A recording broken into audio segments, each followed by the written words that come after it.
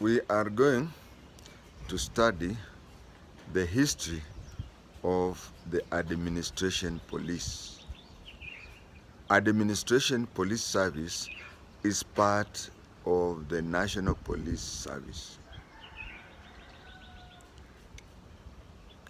The Kenya Police Service started around 1894, where the Kenya-Uganda Railway hired some watchmen who were to guard, and then they developed into the Kenya Police as we know today.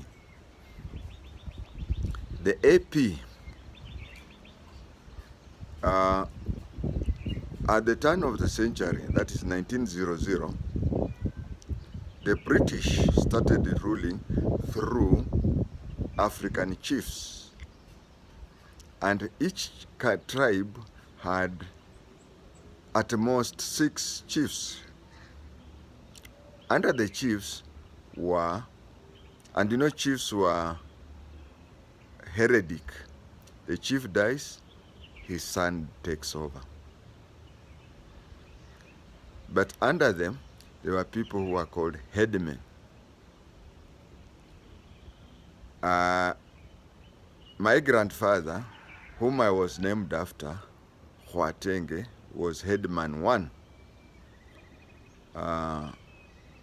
And he used to be answerable to Chief Mumia. Now, a lot of things used to happen with the headmen. And headmen were supposed to impose taxes, various taxes. But one of the taxes was what we call hat tax. Hat. Hapana kofia, ni ile HUT nyumba. If you have 12 wives, you pay 12 times. If you have one, than that person who has 1 wife.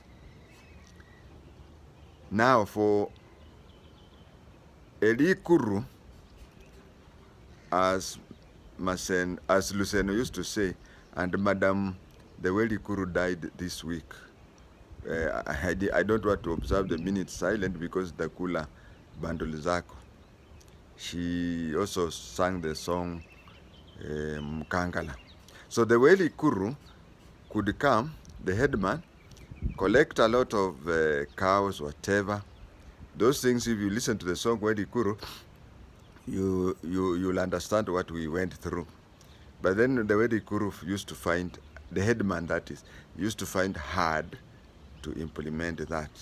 So in the Headman's Ordinance Act of 1904, you see this, nowadays we call it a bill.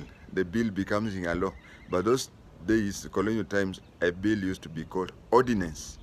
So in 1904 or where around, they formed a Headman's Ordinance Act. And the purpose of this Headman's Ordinance Act was for him to be given some sort of policeman to assist him in enforcing, grabbing your ripata, grabbing your goat if you did not pay taxes and whatever. He himself could not do it. He needed security. And so each tribe was asked to form its own sort of a police, which they called it tribal police. So tribal police started informally in 1904 after the act that was called Headman's Ordinance Act. That is when it started informally. But then, in 1920, there was felt that yes, continue with your tribal police, but let them come to a central place where they can be trained. When they are trained, they become wanatosha according to the standards then, because if you compare that one with the administration police of today, utacheka. And this is not a comedy, this is a history class. So Around 1920, they decided to have one place where all tribal policemen throughout Kenya would train. In Nyeri, there's a place called Ruringu. So they went to Ruringu, that is where they were training. Then later on, the AP, nani alikuwa najua AP walikuwa na train Ruringu. Anyway, later on, AP moved from Ruringu and went to Embakasi. At the prisons, they are at Ruiru. Before they went to Ruiru, walikuwa Palangata Women Prison. Hii yote kina Umash, kina up to Strathmore University, hiyo ilikuwa kiwanja ya prisons. When I was young, prisons training school used to be at Langata. Then it was moved. Hata hii Kiganjo, ukienda hapa Industrial Police Station hapo karibu na Didi Dobi na Industrial Area Prison, kuna hiyo police station iko hapo Industrial Area Police Station, kuna mafarasi huko, kuna nini. That is where Kenya Police used to train before they moved to Kiganjo. And by then Kiganjo ilikuwa prisoner of war camp. Hawa watu wa Italian waliposhikwa kwa Second World War walipelekwa Kiganjo as a prisoner of war, na ilipotoka ndio wakasema polisi watrainiwe huko. We are doing about AP. Don't complain that I'm veering off. Na hizi vitu zingine they are very educative, I think. Sasa AP walihama from Ruringu, they went to Embakasi.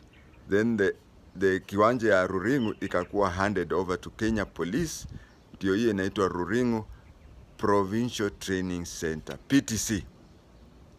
Sasa for a long time, APs were being trained as different forces but with one syllabus. Wanatrainiwa alafu wanapelekwa. Then 1969 Tomboya died. Wakati Tomboya alikufa, there was so much riot, especially in Nairobi. Hiyo riot ilishinda Kenya Police kuhandle. The military were brought in. Military ililetwa, they were under Major Muya, an OC in the military. Major Muya, according to those who are there, he did a very good job in quelling the riot. Then Jomo Kenyatta retired him. Alipo retire yeye, he made him the commandant of APTC in Embakasi. Now the commandant of APTC in Embakasi was of the same rank, and he used to put on epaulets which were equal to a district commissioner. So the first joint commandant was Major Muya. He modernized the AP. You see, during that time, AP ilikuwa na madaraka up to the rank of senior sergeant major. Then there was sergeant major and other NCOs. Plus there were DOs who used to train DOs and also. So anybody mwenye madaraka kwa mabega used to put on DO's uniform. And the commandant was putting on the DC's uniform. Major Muya introduced the ranks of inspectorate. Now my inspectorate ndio waliendelea wakapanda hadi wakapata superintendent and so on and so forth. So when the history of the administration police will be written, one of the two people who have played the greatest role in the administration of police was Major Muya. Major Muya retired, wengine wakaenda. Next time I go to the AP headquarters nitajua ni nani alitake over from nani. Wakatake over until a district commissioner called Kinuthia Mbogwa was made the APTC commandant. He introduced a new item. He said that being the college commandant, you are just in charge of training like the person in kiganjo. Once you train some recruits, they go out, they become police officers. They come back. When they come back, you are again train them. Potential meaning that they have potential to be NCOs. You train them that, and so on and so on. And he even introduced the rank of inspector. You train them for inspectorate course. But how do you coordinate all police officers in countrywide? So through his effort, they introduced a new position called Force Commandant. Force Commandant was to be placed in the office of the President, Arambe House, and he was overall.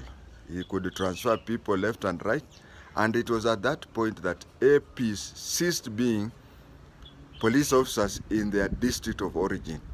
Now, they got identifications which showed that there were police officers throughout Kenya. Previously, you get transferred from Kericho to Nakuru, you surrender your identification, you are given another one to show that you are now a police officer in Nakuru.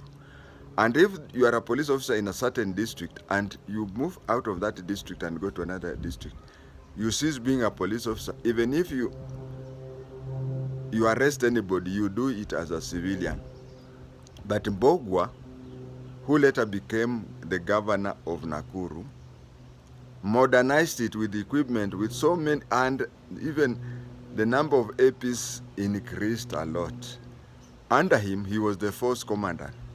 The next rank after him was deputy force commandant, and the deputy force commandant and the college commandant were of the same rank.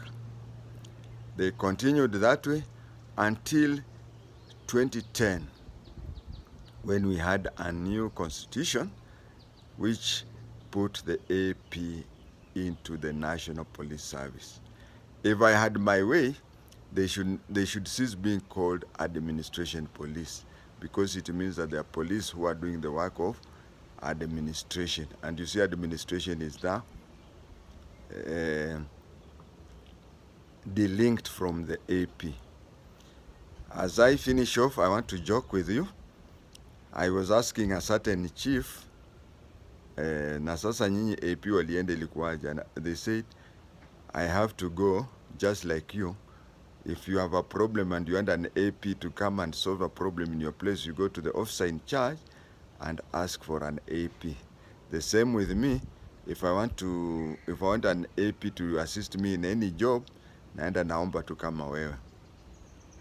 That is the history of the AP from its formation in 1904 up to 2024.